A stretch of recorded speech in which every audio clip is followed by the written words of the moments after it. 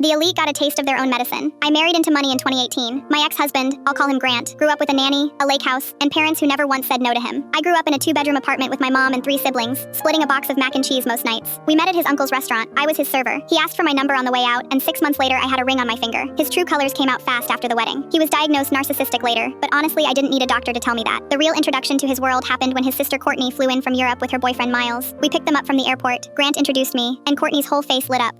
She's totally Jordan's, she said. Miles nodded like that meant something. Grant just laughed. I asked what Jordan's meant. Grant told me it meant I had great style. I thanked her. For the rest of their trip, they called me Jordan's. At dinner, in photos, in text to a group chat I got added to. I thought it was sweet. I thought, great, his family likes me. Then came the wine night. We were 4 bottles in, and Courtney and Miles kept making little comments about how the wine tasted off, how it was probably the cheap stuff from the grocery store, real backhanded stuff dressed up as jokes. I let it go. Then somebody suggested truth or dare, because apparently we were all 17 again. Courtney dared Grant to finally tell me what Jordan's meant. They were all wasted, laughing before he even got the words out. Grant grinned at me and said, Jordan's is what we call homeless people who have swag. The table erupted. I sat there frozen, doing the math on every single time I'd smiled and said thank you. I wasn't as drunk as the rest of them, so I remembered every second of it the next morning, which is more than I can say for my husband. When I brought it up, he genuinely didn't recall saying it. Then he switched to, it's just a joke, don't take it so seriously. I pushed. I kept pushing until he finally admitted it. I may have told them about your upbringing, he said, how you're not really like us. Just to prepare them, for me, like I was a foreign country they needed a travel advisory for. I didn't cry in front of him. I spent the next few days keeping busy, letting the anger sit somewhere I could control it. Grant had bought a bottle of tequila for their last night with us. $200. Some small batch añejo he ordered special, bragging about the notes in it like he'd ever worked a day tasting anything that wasn't handed to him. The day before they flew home, the 3 of them went on a hike. I stayed behind with a headache that wasn't real. The second their car left the driveway, I got to work. I poured that $200 tequila into an empty water bottle and hid it in my closet. Then I refilled the fancy bottle with Sauza Gold from the gas station down the road, the $14 kind. I set up my phone on the kitchen counter and hit record. I poured myself real shots of the good stuff, since I figured I'd earned it, and I talked. I talked about growing up poor, about my mom working doubles, about how close my family actually was even with nothing, and how grateful I was that none of that turned me into the kind of person who calls someone homeless with swag to their face and calls it a compliment. I went off. I got pleasantly drunk by myself in my kitchen and went to bed before they even got back from their hike. The last night, we sat around the same table. Grant poured everyone a shot of his distinguished tequila. Courtney swirled hers like she was at a wine tasting and said she could taste the quality. Miles agreed, said it was smooth and aged. Grant just nodded along, soaking up the compliments like he'd distilled it himself. I let them finish the bottle. Then I stood up, plugged my phone into the TV, and said I put together a little thank you video for their visit. I hit play. I watched their faces change in real time. Courtney's smile dropped first. Miles stopped mid-sip. Grant's jaw went slack watching me on screen, laughing, pouring shots from a bottle he recognized instantly, saying his family's name in a way that wasn't flattering. Nobody said a word. I stood up, collected the shot glasses off the table like I was clearing a birthday party, and went to bed. Grant woke me up an hour later, furious, saying Courtney was in the guest room crying because I humiliated them. Yeah, I said. Sucks, doesn't it? They flew out the next morning. Nobody hugged me goodbye. Courtney never spoke to me again. Not even years later when we visited their parents in Europe. She found reasons to be somewhere else, every single time. Happily divorced now. Still haven't touched Sauza Gold since, but I hear it goes down smooth if you tell people it's aged.